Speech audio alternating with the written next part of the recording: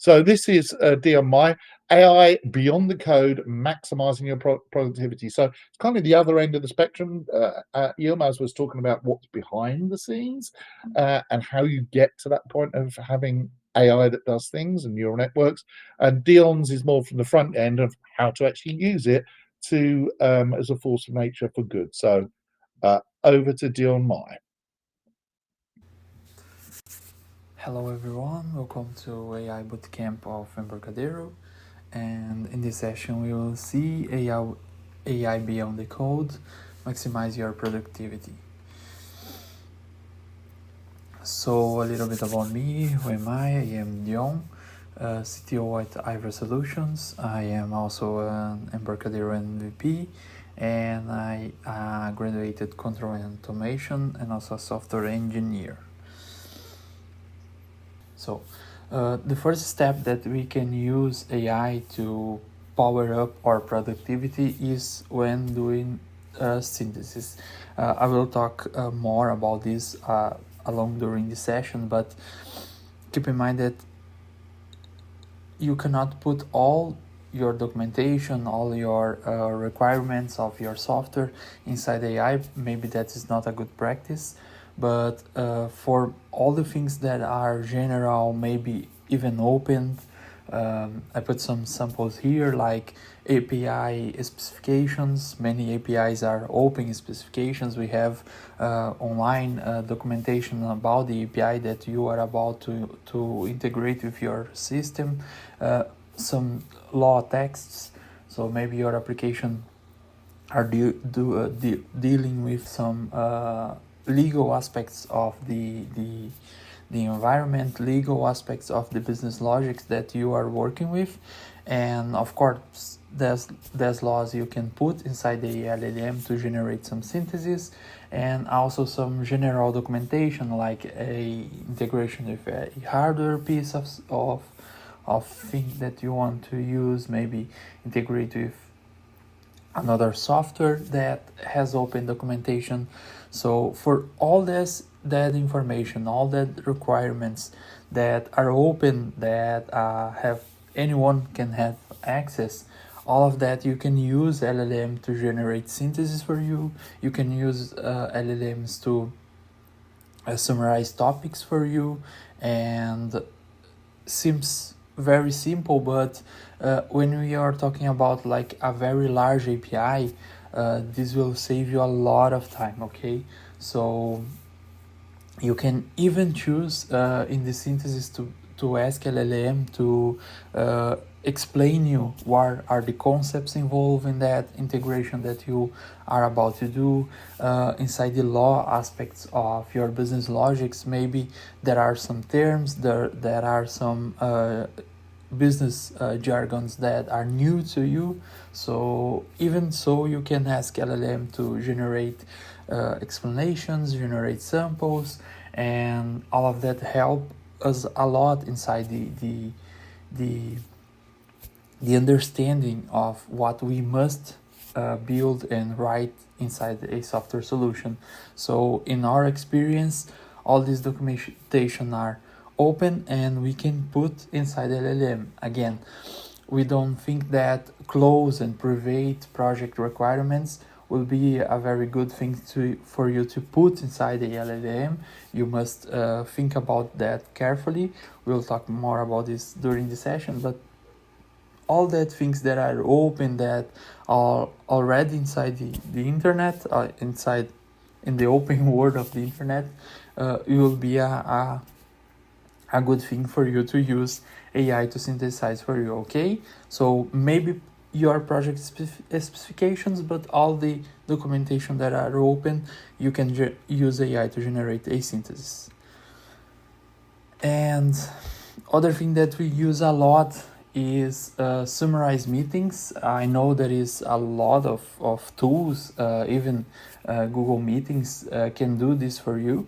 So you will not need necessarily this tool, but I bring you this tool, the Whisper of OpenAI, because it is free and is very simple to use. And of course, you keep all the information local. okay? So you don't have to put all the recordings of your meeting inside a external API or inside an external tool or inside an external browser plugin. So what we are doing, we use OBS to record the meetings, and after that we pass that audio file through Whisper to generate all the texts from the meetings. So everything is local, none go to cloud, and after that we can use that text generated by the Whisper to keep track for remember things. We all know that we developers usually have to deal with a lot of information, with many different requirements in our software, so it's very easy to keep lose the track on things, okay? So maybe inside a call with 10 requirements, we only give attention to 8 of them, so 2 of the requirements are lost. We didn't see it coming in the meeting, and after that we never see it again, so our software will have some bug or missing requirements. So for that, use Whisper, generate locally all the transcripts for the meeting. Whisper works very well and can work in very simple machines. You don't need to have a very complex machine, a very strong hardware to run it. And after that, you can synthesizes all the text of the meeting. You can generate plannings, and of course all of this is local and free. And you can also use some local LLMs to generate project requirements, any other things that will not expose your data to maybe large LLMs or external source of data. You can keep all local, all inside your own computer machine. And of course, if your team does not usually record meetings, maybe it's good to informate and notify the people that are doing the meetings with you that you are recording the things, to keep the track of what you're talking. But in many years of experience, what I have seen in many software solutions, that this common sense of that maybe the good developer will lose some requirements during the meetings, will get bored sometimes, and we all know it's sometimes it's a lot of people talking and always the same requirements, so it's easy for us to not get focused on what is talking during the meeting. And this kind of tool maybe will help you, and again also for locally and for free. So to transcribe meetings, this is a good tool we have using a lot and works very well. So I know that many of you, I even put inside the session name, that many of you already use some AI to do analysis when you are developing something or thinking about some software that you want to build. And I will show you another way to do that. Maybe you already do in this way, but what we have seen that works very well for us is use LLM to do the analysis, but with other kind of questions, okay? So the first question that I want to bring to you here is, again, keep all the documentation of your project, all the aspects together, put inside a LLM that you may trust, or classifying what you will put on the LLM and what you will keep out of it. Remember that everything that we put inside the LLM maybe will have sometimes be accessed by the LLM corporation. Maybe for your company is not a problem, and then okay, you put all the information there. But if it was a problem, you can or use a local LLM, maybe open source solution that will not send all the information over the internet, or you can just classify what you will put and what you will not.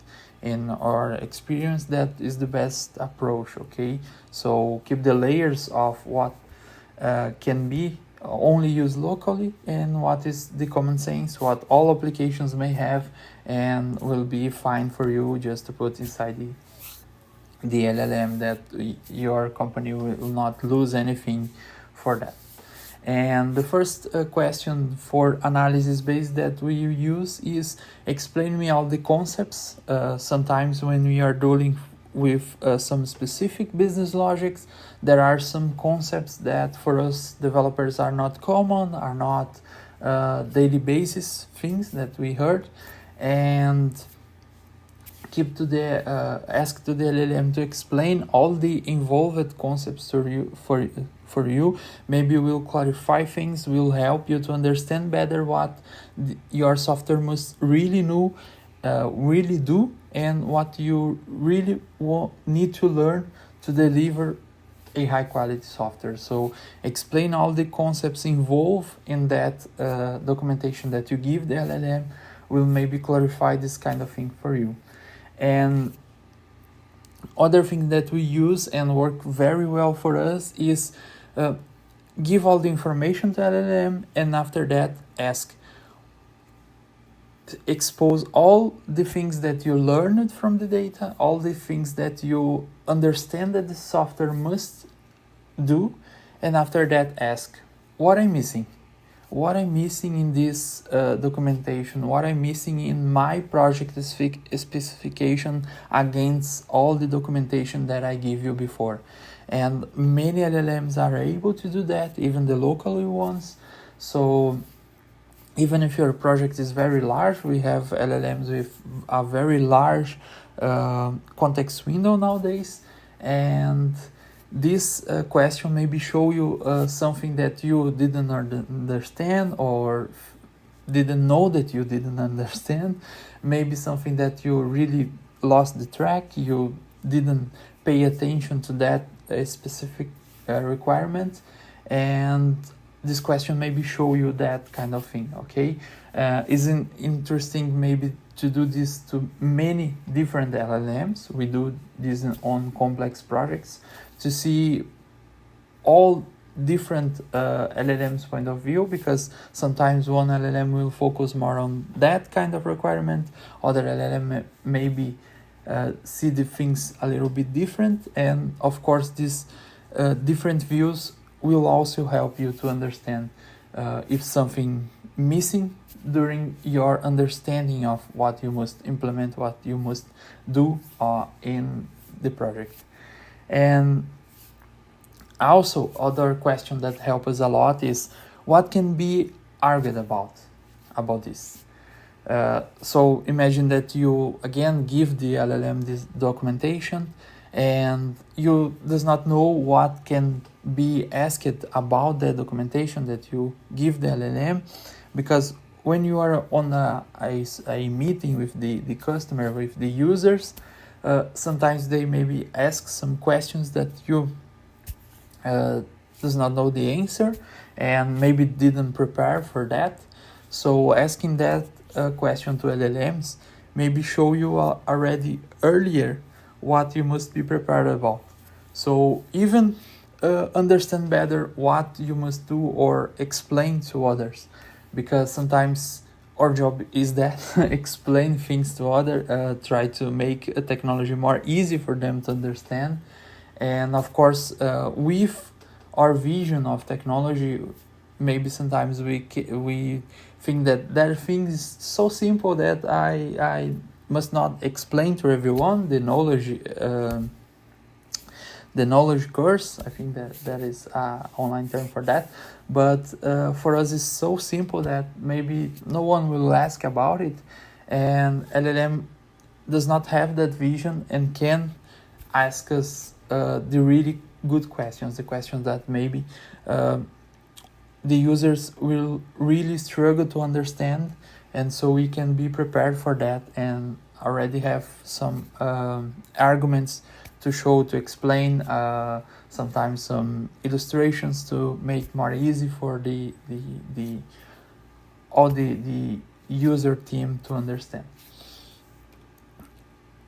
And also for analysis, what we use is give again all the documentation to LLM and ask what is the reference or misconception that I lack, because sometimes for us seems to be clear what we must do, seems to be clear what our software must do, and again we maybe are misconception, and LLM maybe will be a good fellowship for you, because will not be your friend, will really explain what you are missing. So I put a little notice here. So without ego trip, okay, you must seen that many LLMs lately has been updated to put complements and other things, and I noticed in many Reddit and forums that developers usually don't like that. At least my team and I, we don't like that very much. We really want the AI to be a good partnership, a interesting partnership, not someone to do ego trip for us, made ourselves more confident. We really want to use AI to see what maybe our software are missing, what maybe we didn't understand about the things that we must build or accomplish with that software solutions, and maybe other person cannot see what you are missing, and LLM sometimes will give you that information. So it's a very productive way to use is asking what are misconception, what I lack of knowledge in this explanation of the software that I will build based on that documentation that I present you before. And of course, what are the questions that I didn't answer? Again, sometimes we lose track on things or don't pay the right attention to certain details. Is a very common thing. I mean, any of you that work with software must be in through it. For us, just a simple information, and when we really see about that information, we see that it's a large concept that involve any other kind of business rules that we didn't think about it before. And if we are in analysis phase in the start of the project, will be very simple for us to always to replane things, generate scope, and understand what our software we must do. But if we find out these things at the end of the project, near to the delivery of our software, then maybe we have a very complicated problem. So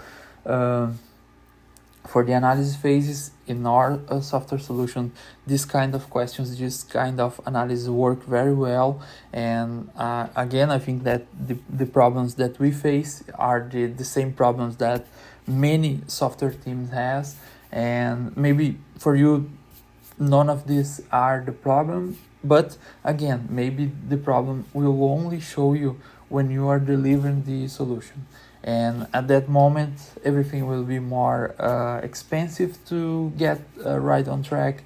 Everything can be more time expending for you, so know all this stuff before will always get better in software. Okay, other things that we used to use LLM to do is scope writing, because again, all the things that I'm talking to you is on the beginning of the software implementation, is on the beginning of the test that you must code, and write a little scope of what you must do, what you must implement with that business logic, with that laws, with that rules that you must give into, will always help you. So like always, when you're dealing with AI, choose wisely what you will put inside the AI, what not. But after that, give the AI some information and ask for a little scope of a software solution and see if the AI vision, the LLM vision of the software solution, the scope that the AI is writing is the same that you have planned before, is the same scope that you think that it will be of the business logic that you must codify, okay? So doing that cross vision maybe will show you missing points again or things that you maybe didn't understand well, and also sometimes maybe something that LLM didn't get well and you as a human have understanding much better. But for us it's always the best scenario when we know what must be done and the LLM know. So writing a little scope of the software solution before maybe will help you, maybe will save you some time to not get lost on track things or in understand what you really must be doing with your software solution. And I also put it on my session name, planning, but again I will show you other ways to do the planning with LLMs, other because many of the developers that I work with or I talk with didn't use these kind of planning things. There is use AI to estimate. If you do this 6 months from now, LLM will not give a good answer for you for estimating the time of or the consumption of certain software solution. But in later version of all LLMs, we had a very good estimation from many of them. So even Cloud, Gemini, or GPT can estimate very well, very good approximations of your software solution. So ask them for a little time estimation based on your scope, based on the documentation that you give, and you will have another param, another point of view of what you are thinking that your software solution must do, and must cost you. Okay, we in software always have struggle. I think it's not only a problem of my team to estimate things, to get ready in how much time we will expend in this task, how much time we will expend in this software solution, and having other visions, other kind of estimative maybe will help you to see if your planning, if your vision of the software solution are right on track and you are not losing something during your understanding of what you must code. Okay, so also what we have deliver a great value is ask to find missing points. When you already has the plan of the software that you want to deliver, you go to LLM and ask, based on that documentation that I give you before, this is my planning for the software solution, what I'm missing here. So maybe there is some aspects, some business rules, some understandings that your planning of the software solution are have a missing points, have points that you did not cover, and LLM will be good and clarify that for you. And remember that if you look up in what I show you here, is that we with AI in our database development solutions, if we get more use to use AI, it will force us to do a better planning and analysis of our project solution. So sometimes what you are missing during your code solutions is this phase. I don't know, of course, of your daily basis, but maybe what you are struggling to deliver more or to deliver a better result is give more attention to this phase, because we developers love to give time to the code phase of the project. We love to give time to explain and try new technologies and understand new technologies, and that is amazing. Is our job. We love do technology things, but this boring part of the software solutions that usually are daily basis on our software engineers' lives, this boring part is very important. And what I trying to show you here, that you can use AI to make that part more simple, more easy to get through it, and save you some time clearing some errors that you can make in this phase of the project that will cost you a lot in the future of development. So given the time in this analysis planning phase with AI, maybe will be even a good routine that you develop that you never done before, because after what we have is only read the documentation, read the documentation, and get ready to code, and after that see what we are missing when we deliver and have some bugs. And with AI and this more focus time on these areas, maybe will help you to deliver better software solutions, as was for us in our team. Okay, so find the missing points will be a good question. Explain the scope, explain the planning of the software that you want to elaborate based on that business rules that you present, and ask for missing points, missing conceptions, as I showed before, and AI will give you. Other thing that help us a lot is ask for samples. So give me a sample application that do this, because sometimes we all know the solution that we are trying to deliver is not new to the market, already has other applications, other software solutions in the market. So ask for samples. Maybe will help you to understand or to see things that you didn't plan or didn't see. And of course, LLM is not a magic solution, cannot see all the things. But what we have seen with this specific question here is that when LLM give us sample of the applications that we are asking for them, we see many requirements in these samples that we haven't seen in our planning before. So like the LLM show us some sample or some software sample application that has other features, other implementations that we are not planning in our sample base, in our initial planning of the project. And of course, we adapt track on that.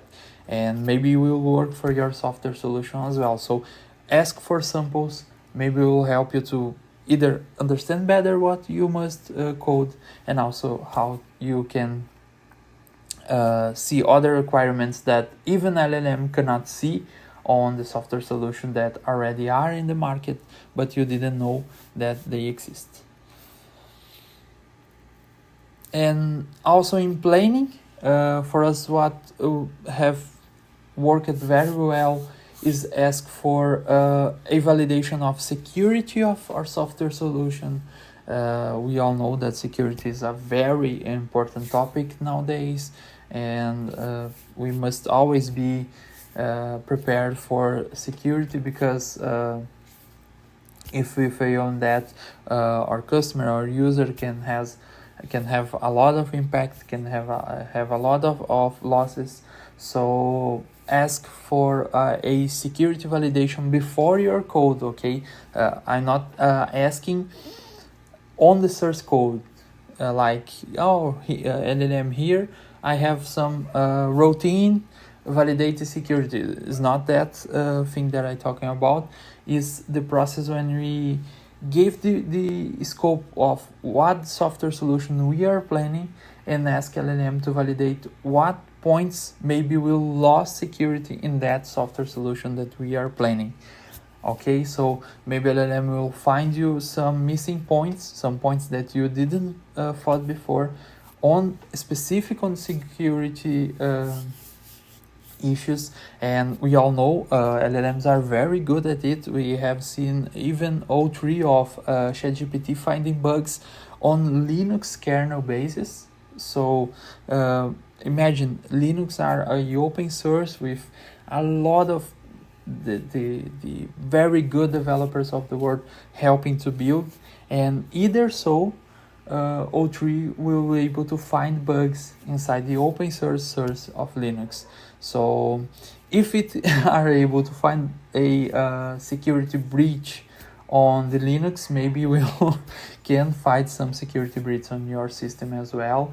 And again, I'm not talking about only of the source code, okay, but in some planning aspects that maybe you are losing track on security. And other things that help us a lot is be prepared for scale, and we can ask again LLMs for that. So I have this idea of software solution, these ideas of system that I want to build, and what I must do to be prepared to scale this solution. And we all know sometimes we are only focusing and make the things work and make the software solution work well, and we do not give the time, do not give the attention to this aspect of our software solution. But many software solutions start to running in many user and many scale process. So given the thought of this kind of aspect of your software solution, maybe will save you a lot of time.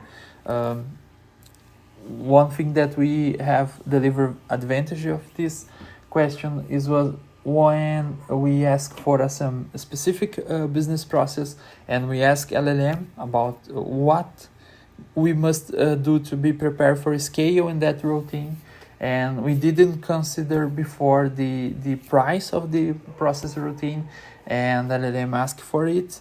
And when we do the calculation of what will be the scale price of that routine with cloud bases and LLM uses, we see that it goes under the budget of the software solution. So without having to run the deployed solution, we could be prepared for a scale price in our development phase, because we asked LLM for it, and it gave us that vision before we delivered the software solution. And again, as developers, we have a lot of things to see, a lot of things to do, a lot of things to keep track on that, and maybe losing some requirements, losing something is very human. It's very common, and we can use LLMs and AI to help us to keep track on that, because LLM will never forget, will never lose something. It's just an algorithm, and in this kind of thinking, and we'll be able to do that for us. And other things is list possible bugs. Again, I'm not talking about source bugs in this process, but bugs inside the planning of our software solution.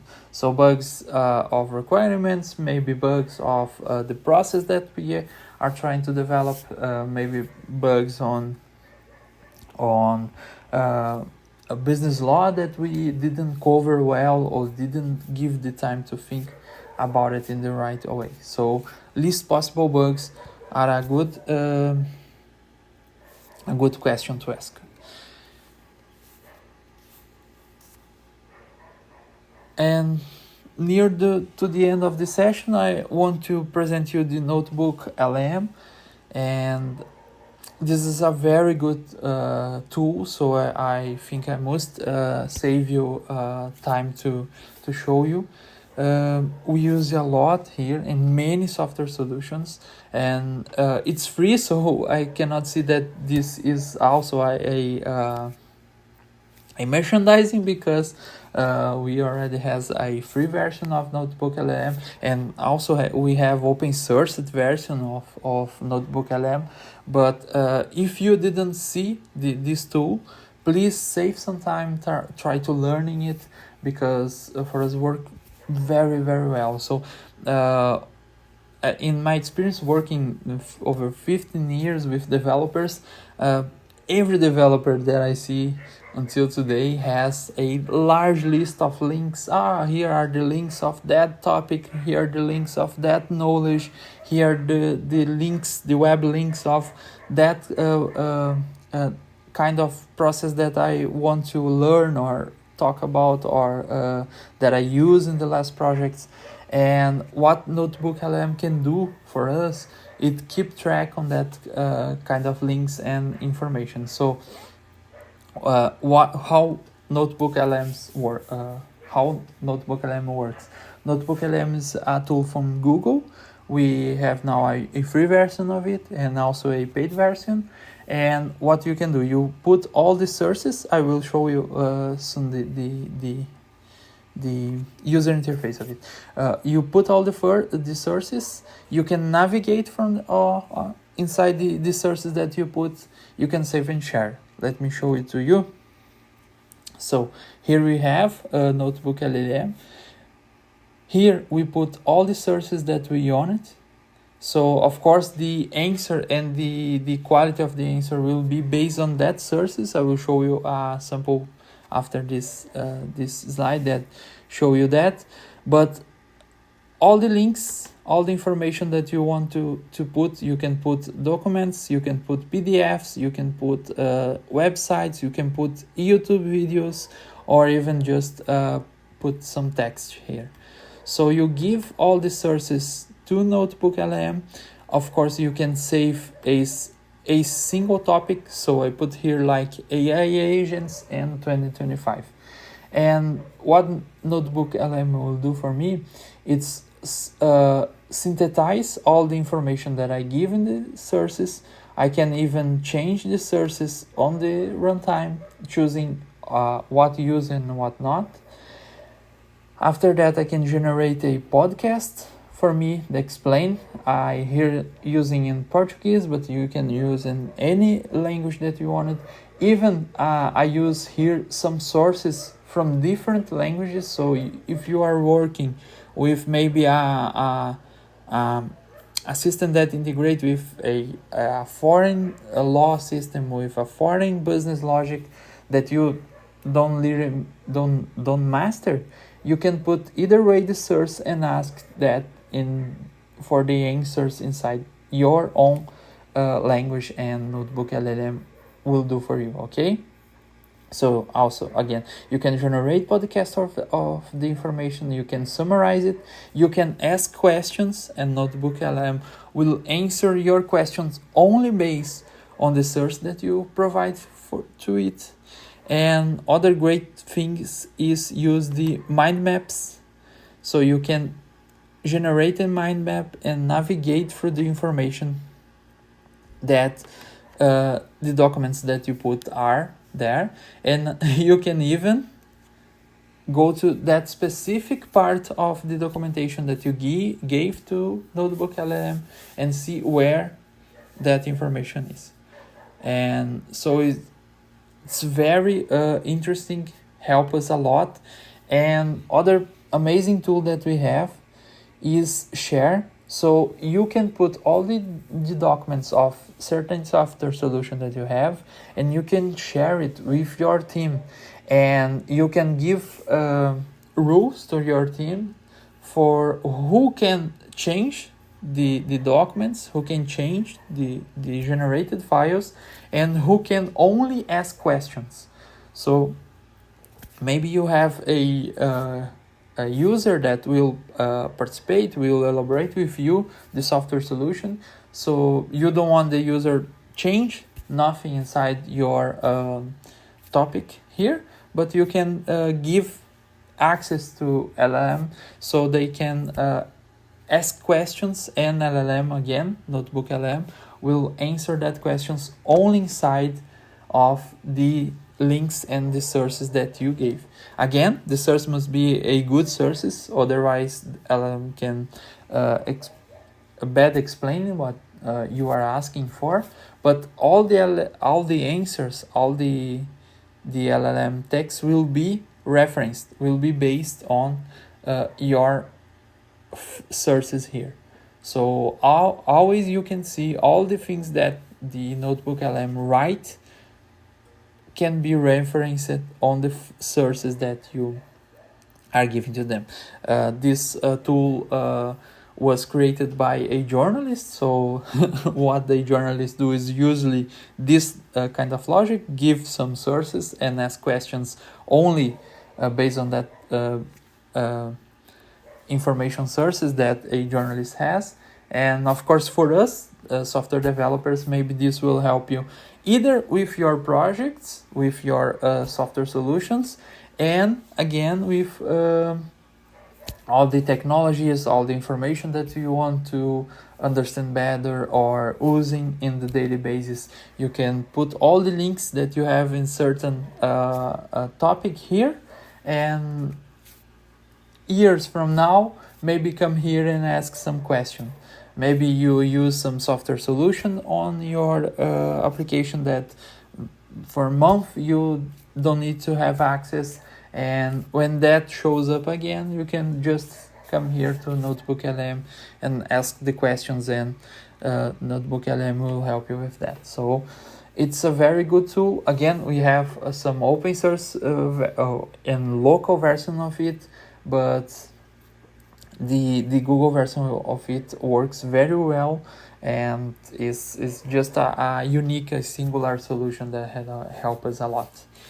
And just to illustrate to you how the sources matter when you use Notebook LM, I have here a part of that knowledge that I presented you before, that was talking about AI agents and 2025, and some of the sources that I put there are referencing EMDB, the music the movie based online information. So of course this source will not align with what were I trying to understand and do with that knowledge base. Of course, I put that on purpose, only put some AI agents with other related topic, not about AI agents, the programming aspect of it, and this information Notebook LLM generates. So again, Notebook will be as good as you as the kind of source information that you provided to it. So I think that was the things that I want to share with you. So really thank you for your attention. Here are my contacts. You can email me at ivrai.com.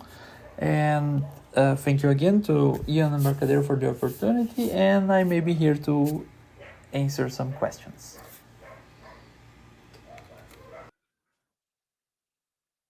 Fantastic. What a great presentation. I really enjoyed that.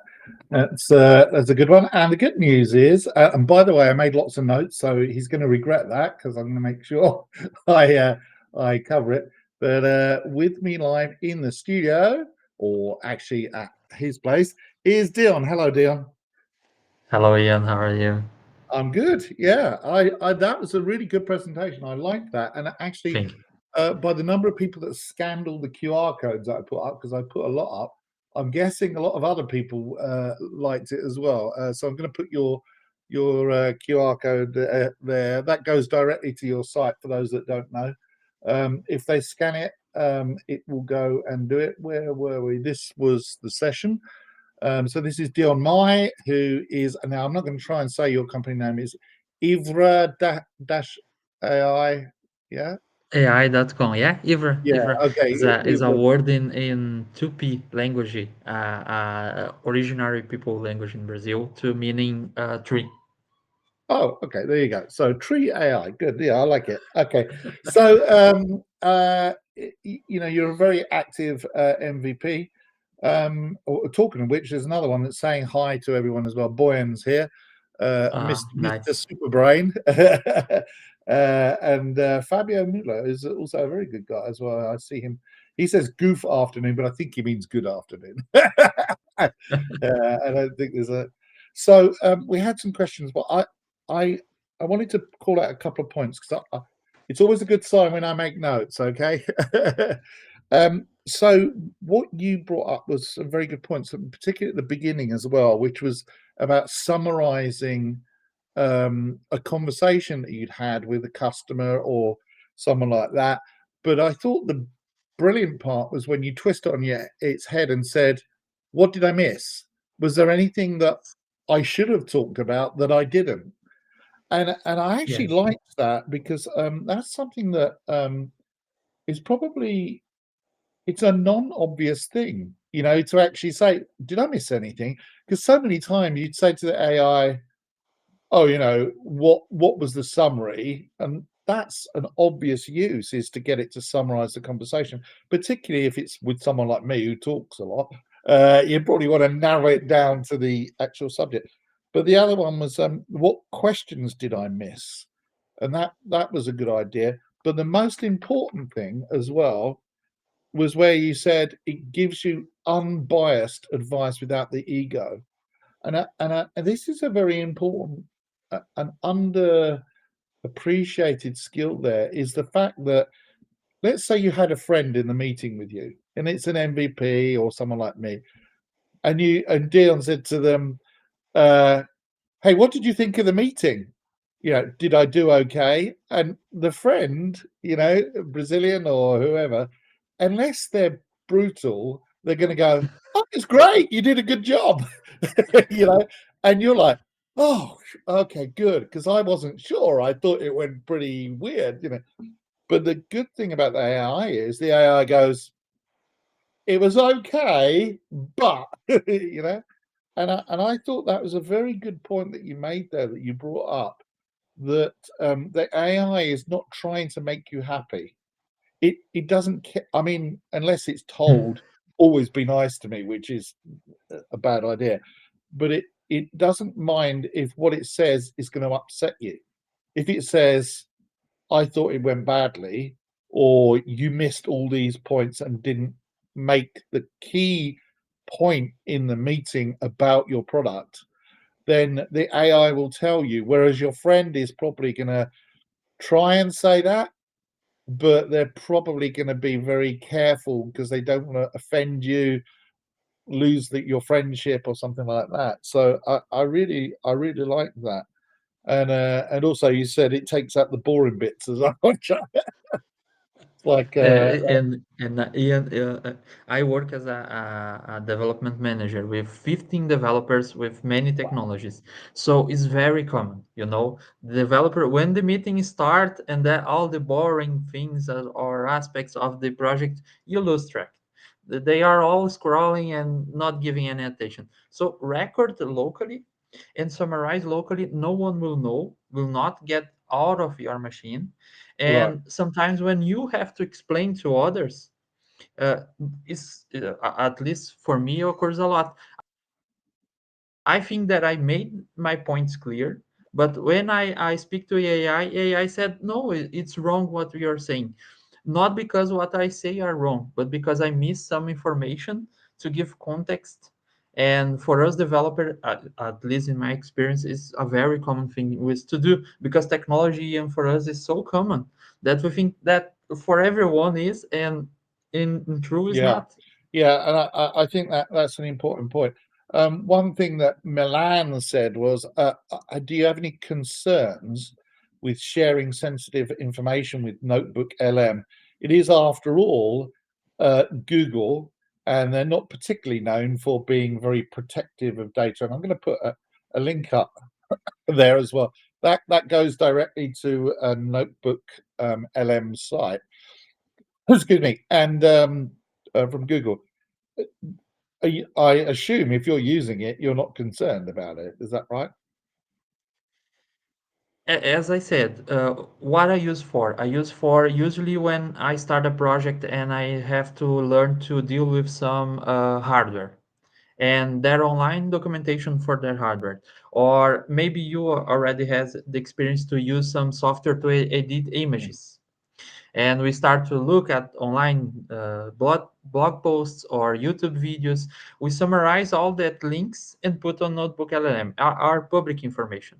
of course, for your own projects, maybe you will use with some care. But remind me, if you are using a Gmail account and all the project information are in your Yeah, Gmail account, will not be yeah, the Google LM the problem of yeah. the And in information. fact, Idera use G Suite University in the company for email, but I think there are some protections about privacy. I'm not sure, but we use it very heavily. We use all of Google's products, and I actually really like it. Some people don't like it. They're like, "Oh, I prefer Outlook." And no, actually, I mean, we do use Teams. That's our main comms platform. But I like G Suite. I think it's very convenient. I can sit there on that laptop and do something. I can go to my Mac and do something.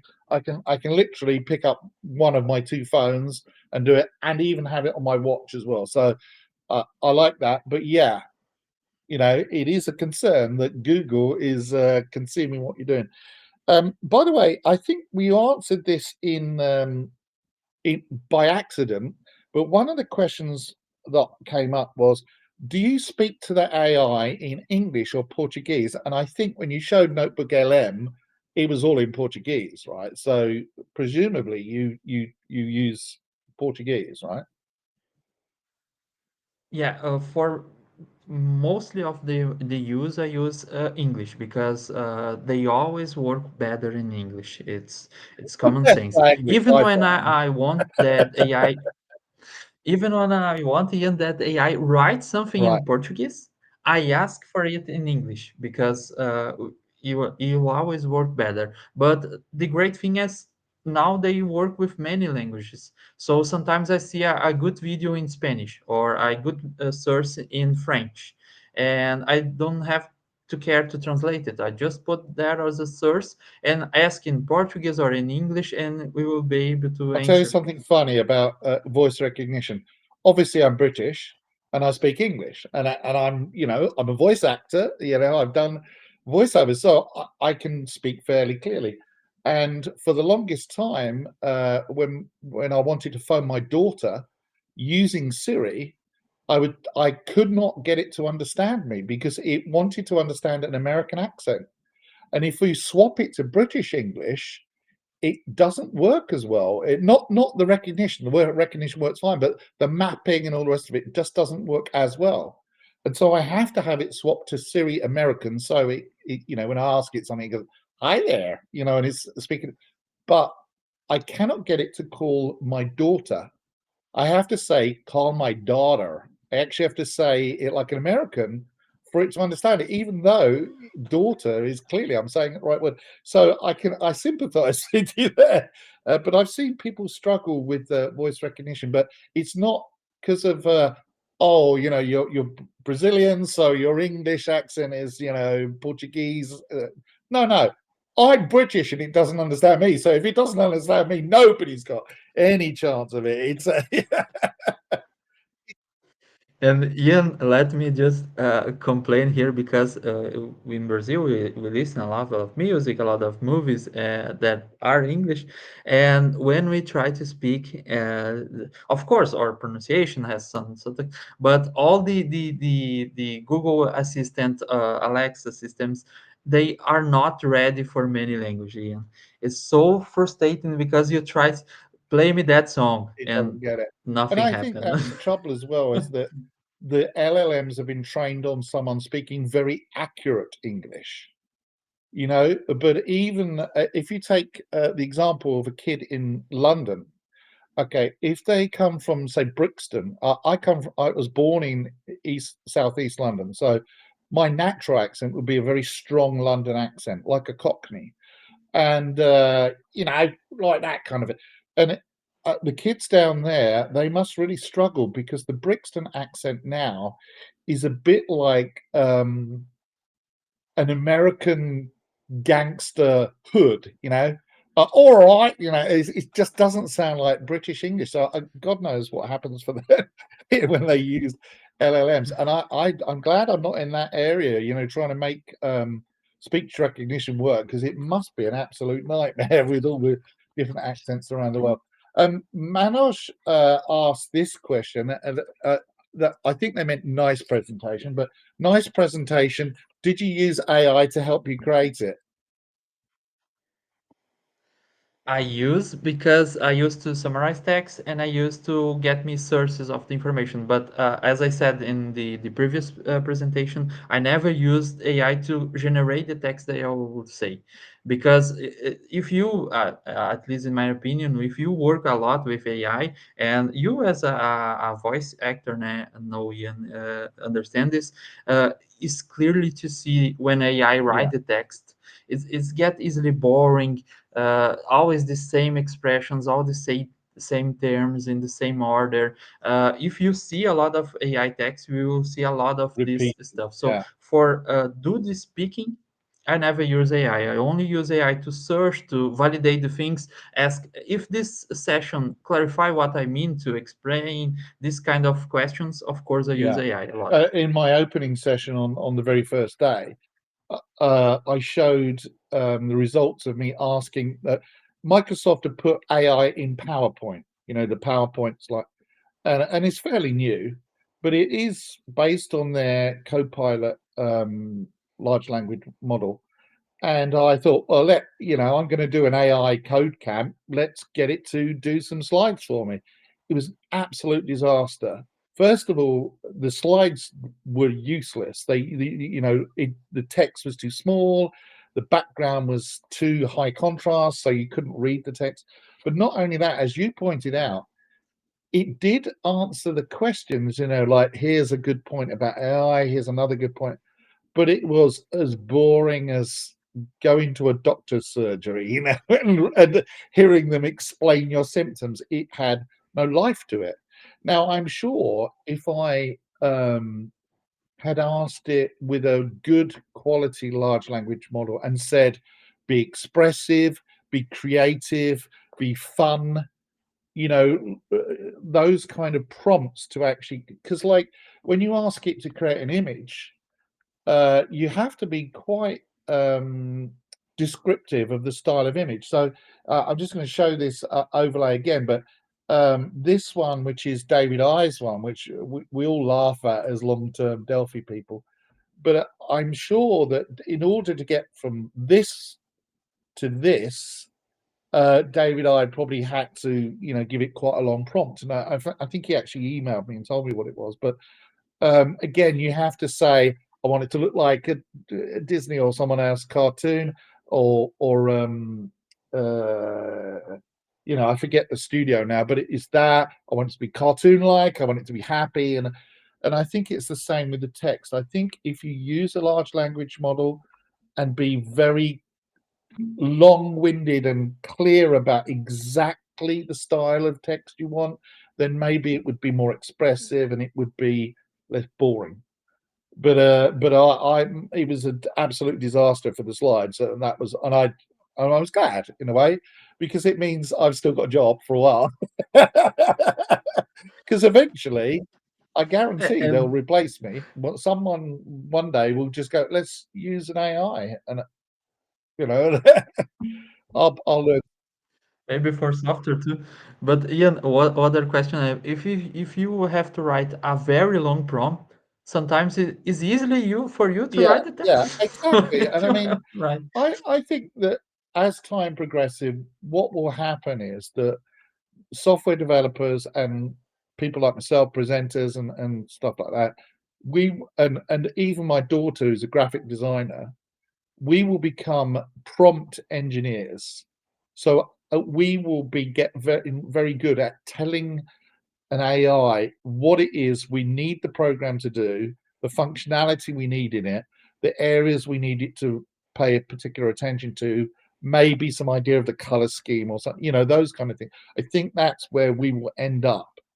I don't think we'll be completely replaced, because I think that human creativity, that initial spark, is still going to be something that is required.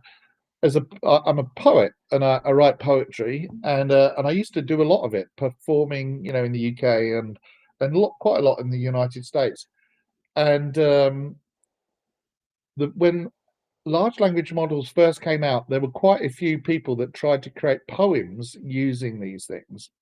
and you can the first, I don't know, they've probably got better now, but the very first ones you could always spot it because it always made the same mistake in the poems. I think it might have been deliberate initially because it was just too weird that it always made these same mistakes. But it was like the fourth verse didn't rhyme properly, and I think they'd learned on these other models and it got it wrong. But it now I think we're probably in a lot more trouble where I don't think we will spot these kind of errors. So Fabio Mueller is saying that it's Studio Ghibli is the style that David Ayer has come up with. Okay, and oh yes, this is a good thing as well. There's a sketch on YouTube of a comedy video where these guys get into an elevator and it's got voice recognition. They're like, "Oh wow, it's got voice recognition."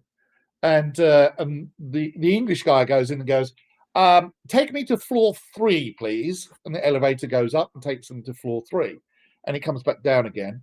And two guys from Glasgow get in, and they're Scottish, and Glaswegians have got a very, very, very strong accent. My father came from near that area, and it's very difficult to understand. You would get no chance. So he gets in and he goes, "Floor 3," and the elevator just doesn't understand what he's saying. And it's the same with they had a Star Trek replicator, where you get on the starship and you say Earl Grey tea hot. But the Scots person goes on and asks for a haggis or something. The machine can't understand him, and that, of course, that's the problem. But yeah, elevator recognition. That's a very good example. Well, thanks for that session again, Dion. You did an excellent job. Thank you for the effort put in. You're here again tomorrow, is that right? With Diego. Yes, you're gonna. Is that right? Yes, only to help Diego. And Ian, just a little word that I want to say. First of all, for everyone that go to my website, it is in Portuguese. Yes, but it's in Portuguese by now because we didn't launch the international version yet. We are fixing a major contract with Google, so we are able to scale more fastly. And after that, we will have an English version of the website. Another thing that I really want to say, Ian, is a great thank you of the bottom of my heart from someone who has grown developing Delphi and now see the strong of the community, the major material and events that you are producing are really help you. And I think that everyone in the chat, please say thank you, Ian, because it's amazing I, job that you are doing. You say last yesterday that I didn't sleep, but I didn't see you sleeping well because if you we pointed out from the beginning of the year until now, Ian, it's almost every day you are doing something. So really, thank you. I appreciate it. It's amazing to see Delphi back on the Number top of 9. Number 9 used out of the languages. top 10. Yeah, I mean, thank you.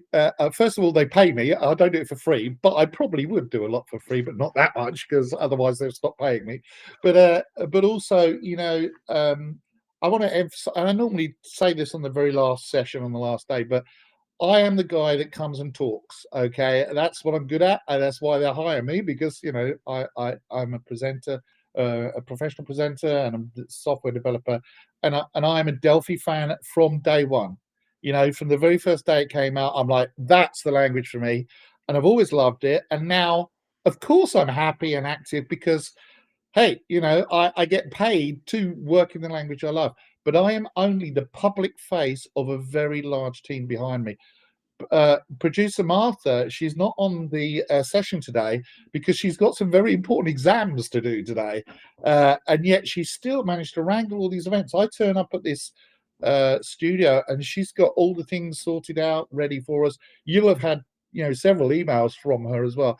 She works very, very hard, but she's only one of many people. There's people like April and Barbara and all sorts of people. Alex and just everybody, but they're just the marketing and social media and all those people. We couldn't do anything without the product development people. So Marco can too. all those people that actually produce the product. So I'm thank you for saying I'm helping out, but it's all of us. The quality of the product is improved immensely. Nowadays Red Studio is much better, and believe me, there's more coming. And it's going to get better and better. And I could have nothing to talk about if it wasn't for all the people that sit there coding away. There's two Brazilian guys, for example, that I know work on the development team, and they put in tons of hours. I don't know. They never sleep. They're crazy. I'm not allowed to say who they are, but they know who they are, and they'll probably watch this at some point. And I'll see them in Sao Paulo this year. But thank you. But just publicly, I want to acknowledge our team that do this, because I'm just one of the team. I'm just the public face of it. But thank you. But also, I wouldn't be anybody without all you lot and all the people saying thank you in the chat and all. Thank you, so much, and thank you, Dion, for making them say that. So, all right, okay. Well, I've got to let you go because we're going to go on to someone else now. Softicom, who are also pretty active. But I'll see you again tomorrow with Diego. You're going to be his translator, aren't you? And moral support. That's what it is. Yeah. All right. Thanks a lot. I'll speak to you soon. Cheers. Bye. Okay, so that's nice of him to say that. But honestly, to all those in the chat that are saying nice things and Ian is fantastic, blah blah blah. Yeah, thank you, I appreciate it. And to all the people, I get emails all the time saying, "Oh, Ian, thank you so much." And all the look, I genuinely mean this. I do like what I do, and I am publicly the face of it. But believe me, behind the scenes, there is a whole bunch of people, particularly the product development people, but salespeople, our resellers, our tech partners, everybody. It's a team effort. It takes an entire village, and in fact, it's effectively a city. And even Idera, who are the money men behind it and the money women behind it. There would be no Rad Studio, I think, without Idera's backup, because they've done something that many companies fail to do, which is keep us going. And I know we want it to, we want Rad Studio to be on sale for $49.95, but the reality is that's not how you play software developers. So anyway, thank you, everybody.